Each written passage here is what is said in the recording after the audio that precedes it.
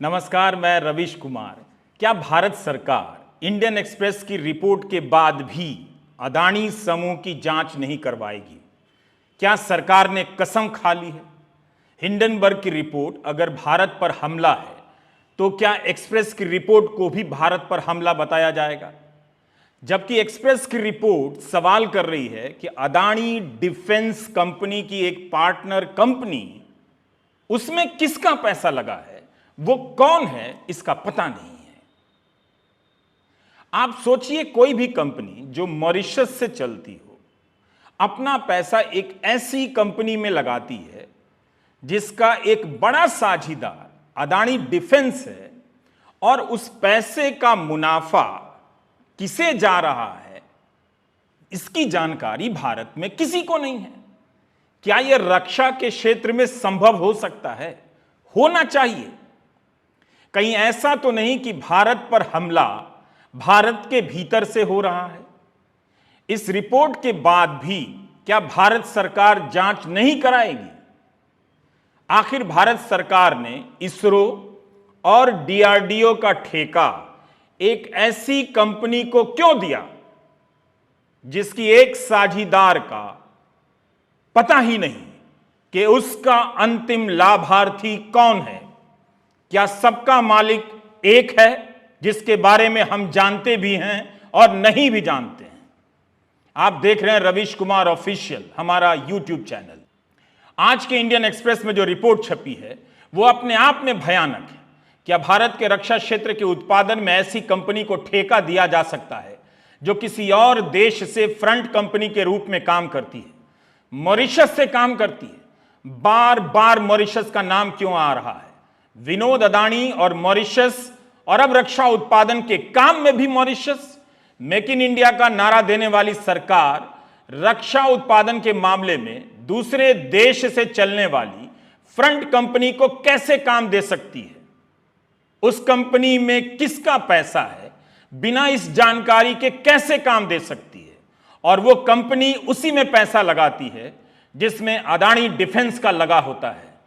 संयोग भी कमाल के होते हैं। क्या अब भी इसकी जांच नहीं होगी? संसद में इस पर बहस नहीं होगी? एक्सप्रेस के साथ साथ द मॉर्निंग कॉन्टेक्स्ट की खोजी रिपोर्ट तो और भी भयानक सवाल उठा रही है कि अंबुजा सीमेंट और एसीसी सीमेंट का मालिक कोई और है, विनोद अदानी है, गौतम अदानी नहीं। क्या तब भी जांच नहीं होनी चाहिए? क्या ये सवाल इतने बेकार हैं? हम आज के वीडियो में दोनों रिपोर्ट पर विस्तार से चर्चा करेंगे। आप पूरा वीडियो देखिए और हिंदी प्रदेश की एक एक जनता को दिखाइए। यह रिपोर्ट अपने आप में भयानक है, कल्पना से बाहर है। क्या अदानी के लिए इस पर भी चुप रहना होगा कि डिफेंस के उत्पादन में जिस कंपनी का पैसा लगा है वो कंपनी मॉरिशस की है, मगर उसका मालिक कौन है नहीं मालूम है? और नहीं मालूम है तो क्या पूछना नहीं है? क्योंकि मामला अदानी का है। मिडिल क्लास होम लोन पर 10% इंटरेस्ट रेट देने लगा है, लेकिन क्या वो यह भी बर्दाश्त करेगा कि अदानी समूह पर चाहे जितनी रिपोर्ट आ जाए, जितने भी सवाल उठ जाएं, सरकार जांच नहीं करेगी और हम सरकार के साथ रहेंगे? संसद बहस नहीं करेगी और हम सरकार से नहीं पूछेंगे? आप सभी को अदानी युक्त नया भारत मुबारक हो। एक्सप्रेस और द मॉर्निंग कॉन्टेक्स्ट की रिपोर्ट पर आप पर्दा नहीं डाल सकते। अगर यह रिपोर्ट आई है कि अंबुजा सीमेंट का मालिक विनोद अदानी है तो सेबी से लेकर तमाम संस्थाओं को इसकी जांच करनी चाहिए थी। क्यों नहीं जांच कर सकती हैं? क्या विनोद अदानी इस देश के कानून से ऊपर हैं? क्या गौतम अदानी इस देश की जांच एजेंसियों, कानून और संविधान से ऊपर हो गए हैं? सेबी को बताना चाहिए कि अल्फा डिफेंस का मालिक कौन है, एलेरा कैपिटल का मालिक कौन है। इस देश के कानून से इस जानकारी को हासिल करना चाहिए। बताना चाहिए कि मॉरिशस की कंपनी का जो पैसा लगा है वो किस आदमी का है। लेकिन यह सब पता लगाने की कोशिश और जो भी इसकी मांग करता है उस पर तरह तरह की जांच एजेंसियां बिठा दी जा रही हैं। सेबी को बताना चाहिए था, मगर सेबी ने यह काम नहीं किया। जब पता नहीं है कि मॉरिशस की कंपनी का मालिक कौन है और इस कंपनी को डिफेंस का काम कैसे मिल गया, इतना तो सवाल आप पूछ सकते हैं अगर यह भारत पर हमला है तो। पता नहीं हमें अब क्या क्या देखना बाकी रह गया है। आज पता चल रहा है अंबुजा सीमेंट का मालिक गौतम अदानी नहीं, विनोद अदानी है। एक दिन पता चलेगा सबका मालिक यह भी नहीं कोई और है। वही जो ट्रकों पर लिखा होता है सबका मालिक एक है। क्या तब भी सरकार को निष्पक्ष तरीके से जांच नहीं करानी चाहिए? इन सवालों से बचने का एक ही तरीका है और वो तरीका जल्दी ही काम में लाया जाएगा। देश को धर्म की, राजनीति की आंच में जलाया जाएगा ताकि सारे लोग अदानी समूह के सवाल भूल जाएं और उन्हें यह भ्रम में डाल दिया जाए कि वे धर्म की रक्षा कर रहे हैं। सारे अधर्मों से बचने के लिए धर्म का इस्तेमाल हो रहा है। मेरी यह बात लिखकर पर्स में रख लीजिए। जांच की बात भूल जाइए। और तो और सीपीआई के सांसद के सुब्बा नारायण ने लोकसभा में सरकार से पूछा कि क्या सरकार ने अमेरिका के शॉर्ट सेलर हिंडनबर्ग रिसर्च द्वारा अदानी समूह की कंपनियों के विरुद्ध लगाए गए आरोपों की जांच करने के लिए किसी समिति का गठन किया है? तो लोकसभा में वित्त राज्य मंत्री पंकज चौधरी जवाब देते हैं, जी नहीं। तो जांच की बात सरकार ही कह रही है कि किसी जांच की कोशिश नहीं की गई है, जांच के लिए कमेटी नहीं बनाई गई है। 24 जनवरी को जब हिंडनबर्ग की रिपोर्ट आती है तब कहा गया कि हिंडनबर्ग अमेरिका की एक संस्था है, इसके अपने हित हैं और भारत पर हमला है। लेकिन उस दिन की रिपोर्ट के बाद से उस रिपोर्ट के आगे जाकर भी नई नई रिपोर्ट आई है।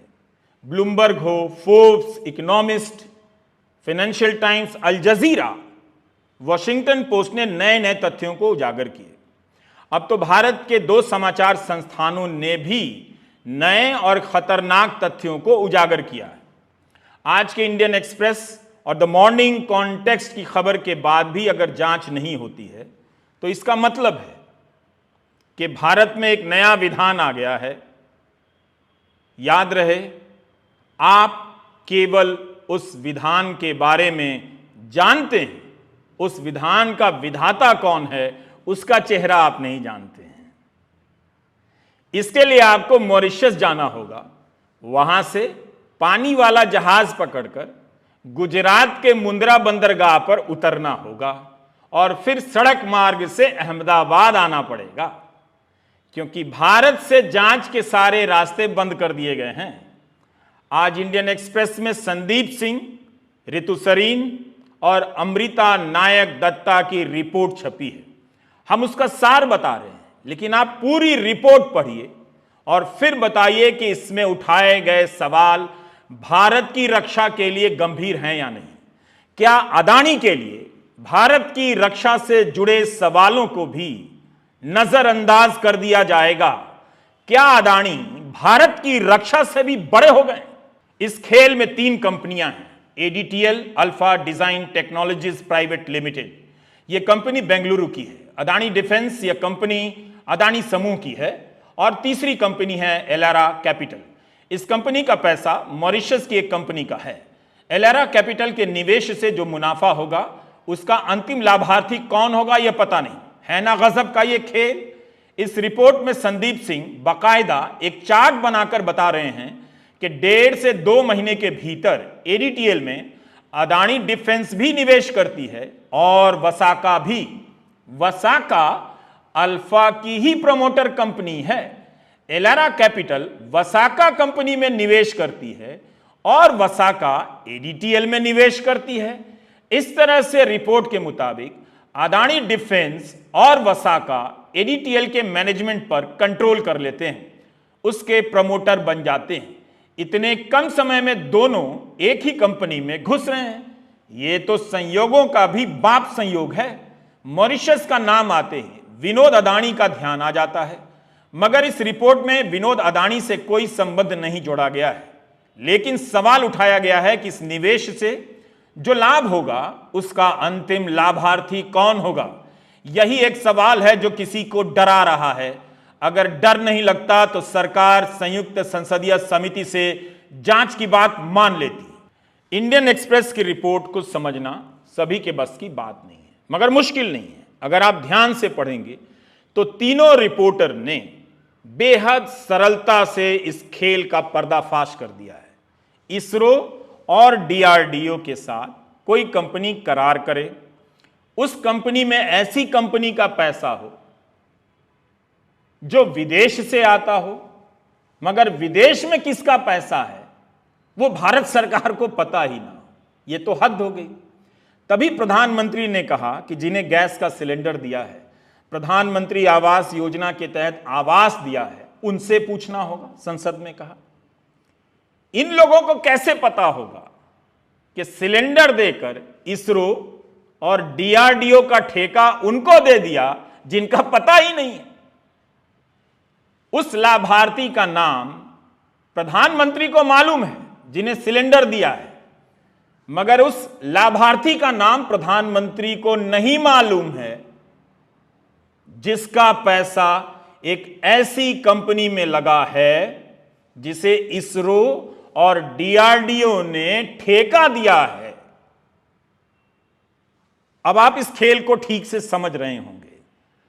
अदानी समूह ने इंडियन एक्सप्रेस को जवाब दिया है, मगर इस सवाल का जवाब नहीं दिया, अंतिम लाभार्थी कौन है। सबसे बड़ा सवाल यही है। एक्सप्रेस की रिपोर्ट का मूल सवाल यही है कि एलेरा कैपिटल ने जो वसाका में निवेश किया है वो किसका पैसा है। क्या अब पाकिस्तान या चीन का डर नहीं, इसी डर के नाम पर जांच करा लेते संयुक्त संसदीय दल से, समिति से। हम धीरे धीरे इंडियन एक्सप्रेस की रिपोर्ट के बारे में बता रहे हैं, मॉर्निंग कॉन्टेक्स्ट की रिपोर्ट के बारे में भी बताएंगे।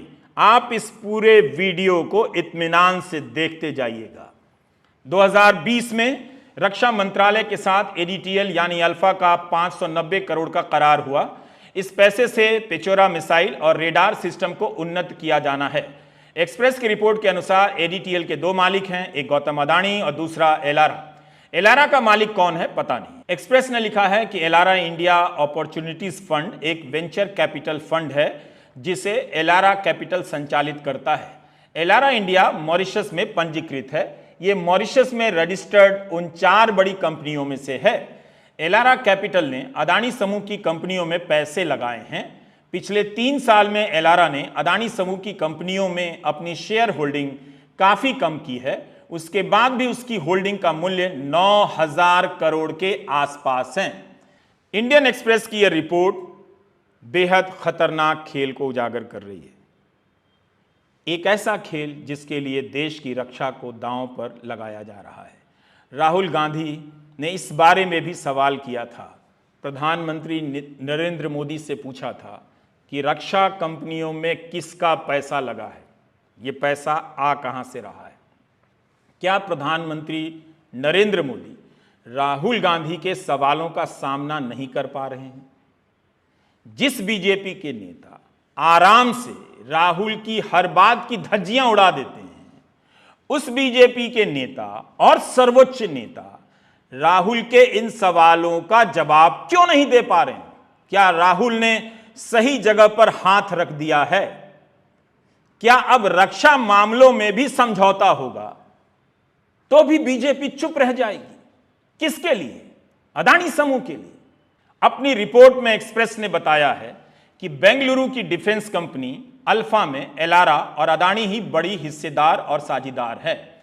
इनके पास अल्फा कंपनी का 51.65% हिस्सा है। अदानी डिफेंस के पास एलारा का 26% हिस्सा है। वहीं वसाका प्रमोटर और डेवलपर इसके सबसे बड़े प्रमोटर हैं।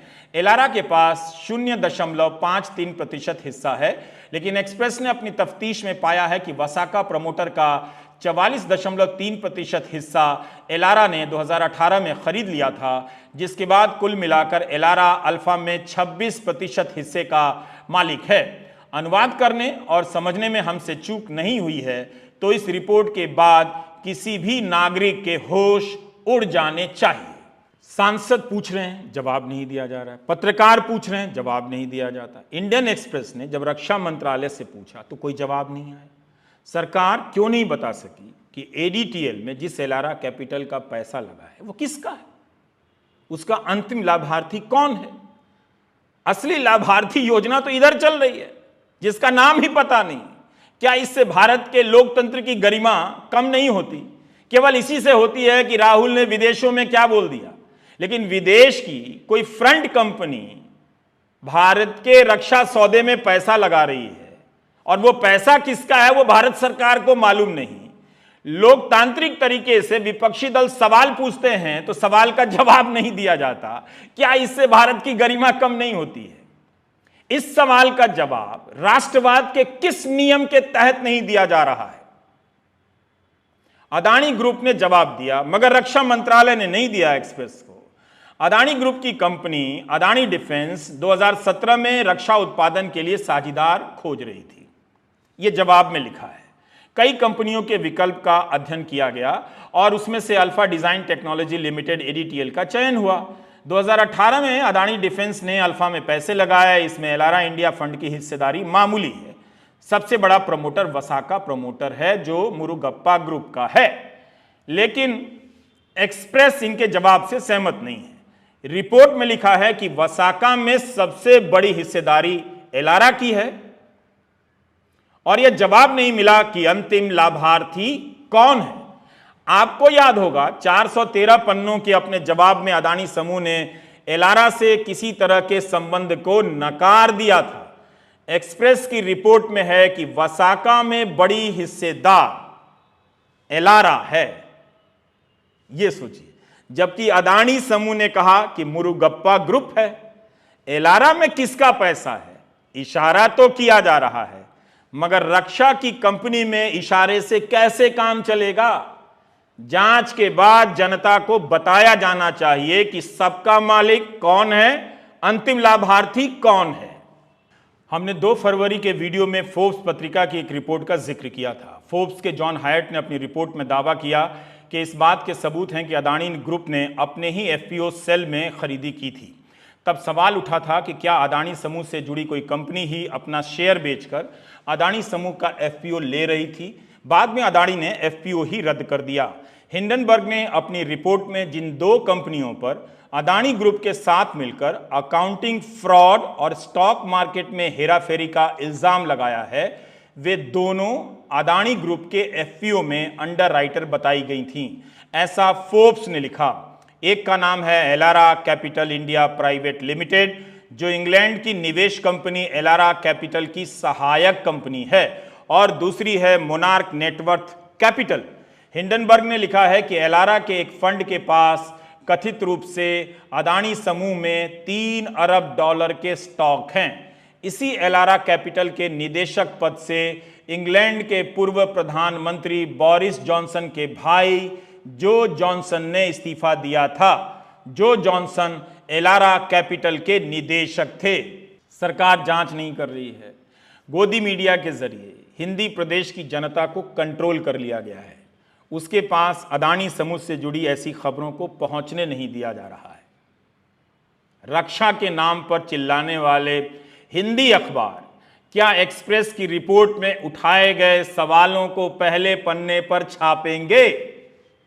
अब आपको पता चलेगा कि वो रक्षा को लेकर चिंतित हैं या किसी एक समूह की रक्षा में आपको भरमाने के काम में उलझे हुए हैं। अब आपको हिंदी अखबारों की असलियत का पता चल जाएगा। लेकिन इतना सब कंट्रोल करने के बाद भी कहीं ना कहीं से भांडा फूट जा रहा है। अब देखिए, 1 फरवरी को फोर्ब्स पत्रिका की रिपोर्ट आई थी, उसमें एलारा कैपिटल का जिक्र था। हिंडनबर्ग की रिपोर्ट में भी जिक्र था। तब अदानी समूह ने जवाब दिया कि एलारा से कोई संबंध नहीं। लेकिन एक्सप्रेस की रिपोर्ट है कि एलारा वसाका कंपनी में प्रमोटर है, वसाका एडीटीएल में हिस्सेदार है, जिसमें अदानी डिफेंस भी हिस्सेदार है। पूरी दुनिया में अदानी समूह के इन मामलों के कारण भारत की साख खराब हो रही है। आखिर वजह क्या है कि सरकार जांच नहीं करा रही है? मॉर्निंग कॉन्टेक्स्ट में अद्वैत पलेपू और निहार गोखले की एक रिपोर्ट ने हंगामा मचा दिया है। इस रिपोर्ट में लिखा है कि अदानी समूह अंबुजा सीमेंट्स और एसीसी का मालिक नहीं है। दूसरी कंपनियां मालिक हैं जिन्हें विनोद अदानी कंट्रोल करते हैं। अदानी समूह ने इस डील के लिए Endeavour trade and investment limited नाम के एक स्पेशल पर्पस व्हीकल का इस्तेमाल किया था। इसके मालिक विनोद हैं, ऐसा मॉर्निंग कॉन्टेक्स्ट ने अंबुजा सीमेंट के फाइनल ऑफर लेटर का हवाला देते हुए दावा किया है। मॉर्निंग कॉन्टेक्स्ट ने अपनी रिपोर्ट में दावा किया है कि अदानी एंटरप्राइजेज और अदानी समूह की किसी भी लिस्टेड कंपनी या उनकी सहायक कंपनियों ने अंबुजा सीमेंट या एसीसी का अधिग्रहण नहीं किया है, जबकि गौतम अदानी ने सारी दुनिया और अपने शेयर धारकों को यही संदेश दिया था कि अदानी समूह ने इन सीमेंट कंपनियों का अधिग्रहण किया है। इस बारे में ब्लूमबर्ग ने भी रिपोर्ट की थी, मगर मॉर्निंग कॉन्टेक्स्ट की रिपोर्ट बताती है विनोद अदानी मालिक हैं, गौतम अदानी नहीं। मॉर्निंग कॉन्टेक्स्ट जनता की मदद से सब्सक्रिप्शन से चलने वाली वेबसाइट है। ये लोग खतरे उठा रहे हैं, लेकिन जिस गोदी मीडिया को जनता के पैसे से विज्ञापन दिया जाता है, बाजार अपने पैसे से विज्ञापन देता है, वो गोदी मीडिया इनके उठाए हुए खतरे को आगे भी नहीं बढ़ाता है। इस तरह से खबरों पर रोक लगाई जा रही है और आप उस गोदी मीडिया को देखकर अपना कितना वक्त खराब करते हैं इसका अंदाजा नहीं है। इनमें हिम्मत नहीं है कि इस तरह की रिपोर्ट कर सकें। मॉर्निंग कॉन्टेक्स्ट की ये रिपोर्ट बहुत महत्वपूर्ण है, क्योंकि पिछले हफ्ते फाइनेंशियल टाइम्स में सूत्रों के हवाले से खबर छपी थी कि अदानी अंबुजा सीमेंट में अपना शेयर बेचेंगे। छपा था कि हिंडनबर्ग के बाद से ये पहला ऐसा मौका है जब अदानी समूह को कोई एसेट बेचने की नौबत आई है। यह भी लिखा था कि 4-5% स्टेक बेचकर $450 मिलियन जमा किए जाएंगे। अदानी के पास अंबुजा का 63% शेयर है। 14 अंतर्राष्ट्रीय बैंकों ने उस डील के लिए $4.5 अरब दिए थे। फाइनेंशियल टाइम्स की खबर के अनुसार शेयर अदानी बेचेंगे, लेकिन मॉर्निंग कॉन्टेक्स्ट के अनुसार अदानी तो अंबुजा सीमेंट के मालिक ही नहीं है। तो कौन बेच रहा है और किसके पास ये पैसा जा रहा है? क्या इस सवाल का जवाब खोजने के लिए जांच एजेंसियों को गौतम अदानी के दफ्तर नहीं जाना चाहिए? क्या ये अच्छा नहीं होता कि सरकार निष्पक्षता से जांच कराती और जनता के सामने सारी बातें रख देती, ताकि जनता को विश्वास हो जाता कि भारत में कॉरपोरेट गवर्नेंस में इस तरह की कोई खामी नहीं है। कोई अनजान कंपनी जिसके मालिक का पता ना हो, कम से कम इसरो और डीआरडीओ के काम में कॉन्ट्रैक्ट नहीं ले सकती है। क्या हम कोई माफिया स्टेट में रह रहे हैं कि कोई भी सवाल आए, किसी भी रिपोर्ट में सवाल उठें, हम ध्यान नहीं देंगे? सवाल करने वाले को आप जेल में डाल दीजिए, जमानत रद्द करवा दीजिए, महीनों जेल में डलवा कर रखिए। गौतम अदानी की ताकत तो समझ में आती है। तो अब उनके कारण भारत की व्यवस्था को, उनके पूरे खानदान का बोझ उठाना पड़ेगा। क्या यह परिवारवाद नहीं है? आखिर जांच एजेंसियां विनोद अदानी के जाल की जांच क्यों नहीं करती हैं? इतने बड़े व्यापारिक समूह की साख दांव पर लगी है। कम से कम उसे ही आगे आकर कहना चाहिए कि सभी मामलों की जांच हो। गौतम अदानी फिर से अपनी लंबी कार में बैठकर किसी टीवी चैनल के दफ्तर में जाए या अपने ही चैनल के दफ्तर में जाएं और कहें कि हम ऑन रिकॉर्ड मांग करते हैं कि भारत सरकार संयुक्त संसदीय समिति से जांच कराए, हम सारे कागजात उपलब्ध करा देंगे। क्योंकि जांच एजेंसियों की साख तो आप जानते हैं कि किस तरह की है। वे जब जांच करेंगी तो क्या नतीजा निकलेगा, ये पहले से लोगों को पता है। सुप्रीम कोर्ट ने जो कमेटी बनाई है उस पर भी विपक्ष ने सवाल उठाए हैं। विपक्ष चाहता है कि संसद के सदस्य, सांसद उस जांच समिति में रहें और तथ्यों की जांच हो। यह क्यों नहीं हो सकता है? क्या यह अदानी समूह के लिए अच्छा नहीं है? अगर सब कुछ दूध का दूध धुला हुआ है तो, पानी का पानी है तो? या डर यह है कि जांच होगी तो उसका चेहरा सामने आएगा जिसके बारे में पूछा जा रहा है, सबका मालिक कौन है? हमने 20 फरवरी के एक वीडियो में बताया था कि कांग्रेस प्रवक्ता जयराम रमेश ने अदानी समूह और सरकार से सवाल पूछा है कि 16 सितंबर 2022 को अदानी समूह ने घोषणा की कि अदानी परिवार ने Endeavour trade and investment limited एक विशेष प्रयोजन वाहन स्पेशल पर्पस व्हीकल के माध्यम से अंबुजा सीमेंट्स लिमिटेड और एसीसी लिमिटेड के अधिग्रहण को सफलतापूर्वक पूरा कर लिया है। इस अधिग्रहण ने अदानी को भारत के दूसरे सबसे बड़े सीमेंट उत्पादक के स्तर पर पहुंचा दिया।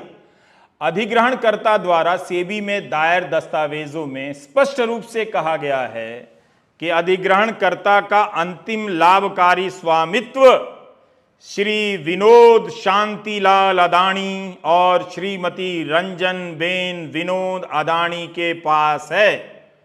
क्या अदानी समूह के लिए अब विनोद अदानी से दूरी बनाना हास्यास्पद झूठ नहीं होगा?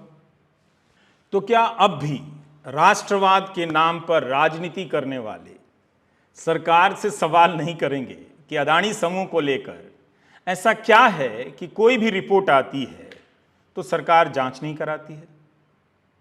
क्या धर्म के नाम पर राजनीति हमेशा धोखा ही देगी? मंदिर बनाने का साहस है तो सच बोलने का साहस भी होना चाहिए। क्या हमारा धर्म इतना कमजोर करता है कि सवाल उठे तो भाग जाएं और पूछने वाले का गला दबा दें, उसके पीछे जांच एजेंसियां लगा दें? धर्म का इससे खराब इस्तेमाल दूसरा हो ही नहीं सकता। क्या भारत के किसी भी अफसर में दम नहीं है कि गौतम अदानी को नोटिस भेज दे और इस्तीफा देकर मेरी तरह यूट्यूबर बन जाए? क्या हम इतने कमजोर हो गए हैं? कल्पना कीजिए कि एक दिन गौतम अदानी में ही नैतिक बल आ जाए, दैवी कृपा से। धर्म की राजनीति के इस दौर में जब नेता भगवान हो सकते हैं तो किसी में दैवी कृपा से नैतिक बल भी आ सकता है। तो गौतम अदानी में नैतिक बल आ जाए किसी दिन और वो अपने टीवी चैनल पर आएं और देश को बता दें कि सबका मालिक कौन है।